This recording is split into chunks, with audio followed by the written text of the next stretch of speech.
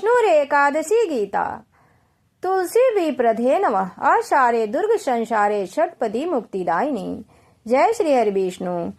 भगवान विष्णु सबका मंगल करें। जय सनातनी में आज हम जुड़ेंगे पद्म पुराण से।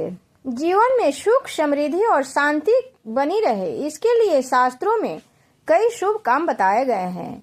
पद्म पुराण का एक श्लोक है जिसमें 6 ऐसे शुभ कामों का जिक्र है जिन्हें करने से घर परिवार में सुख समृद्धि बनी रहती है। विष्णुरेकादशी गीता तुलसी विप्रधे नमः आषाढ़े दुर्ग संसारे षटपदी मुक्तिदायिनी। पद्म पुराण के इस श्लोक में 6 ऐसे काम बताए गए हैं जिन्हें हमें करते रहना चाहिए। इन 6 में सबसे पहला शुभ काम है भगवान विष्णु की पूजा। भगवान विष्णु जी पुरुषार्थ के प्रतीक माने गए हैं। विष्णु जी हमें कर्म करते रहने की प्रेरणा देते हैं। इनकी पूजा करने से जीवन में सुख शांति बनी रहती है। इनकी पूजा करने का भाव यही है कि हम सदैव कर्मशील रहें और अपने कर्तव्यों का पालन करें। श्री हरि ईश्वर सुख समृद्धि और शांति के स्वामी हैं। इनकी पूजा करने से भक्तों की सभी मनोकामनाएं पूर्ण होती हैं। दूसरा काम है एकादशी व्रत। पद्म पुराण के मुताबिक सुख समृद्धि देने वाला दूसरा काम एकादशी व्रत करना है। यह व्रत भगवान विष्णु के लिए किया जाता है। हिंदी पंचांग के अनुसार यह हर माह में 2 एकादशियां आती हैं, एक कृष्ण पक्ष में और दूसरा शुक्ल पक्ष में। दोनों ही एकादशियों पर व्रत रखने की परंपरा है। महीने में 2 बार व्रत करने से धर्म लाभ के साथ साथ स्वास्थ्य लाभ भी मिलते हैं। और तीसरा काम है गीता का पाठ। श्रीमद् भागवत गीता को श्री कृष्ण का रूप माना जाता है। इसका गायन स्वयं श्री कृष्ण ने अपने मुख से किया है। जो लोग नियमित रूप से गीता का पाठ करते हैं, गीता के सूत्रों को जीवन में उतार लेने से हमारी सभी समस्याएं दूर हो सकती हैं। चौथा काम है तुलसी पूजा।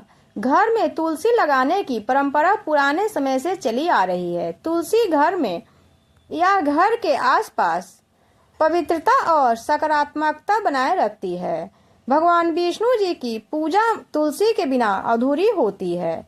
तुलसी की देखभाल करने और पूजा करने से देवी लक्ष्मी की कृपा प्राप्त होती है, क्योंकि तुलसी को देवी लक्ष्मी का ही एक स्वरूप माना जाता है। 5वां काम है संत महात्मा और विद्वानों की संगत में रहना।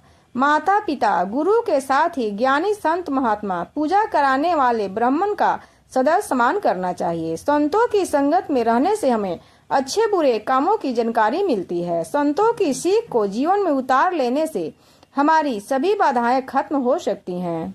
6ठा काम है गाय की सेवा करना।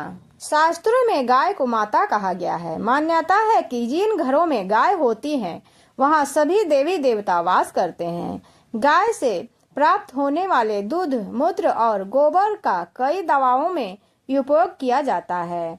हमें नियमित रूप से गौ माता की सेवा करनी चाहिए। अगर अपने घर में हम गाय नहीं पाल सकते हैं तो किसी गौशाला में जाकर गायों की सेवा करें। गायों की देखभाल के लिए धन दान करें। तो ये थी सुख समृद्धि से जुड़ी 6 परंपराएं। विष्णु पूजा, गीता का पाठ, गाय की सेवा, संतों की संगति में रहना, तुलसी पूजा, गीता का पाठ, एकादशी का व्रत तथा गाय की सेवा। इन 6 शुभ कामों को करने से घर में बनी रहती है सुख शांति।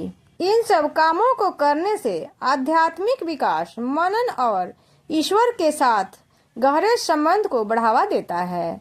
इसलिए हमें ये शुभ काम अवश्य करनी चाहिए। अगर ईश्वर की कृपा प्राप्त करना चाहते हैं तो हमें ये काम अवश्य करनी चाहिए। जय श्री हरि विष्णु। भगवान विष्णु सबका मंगल करें।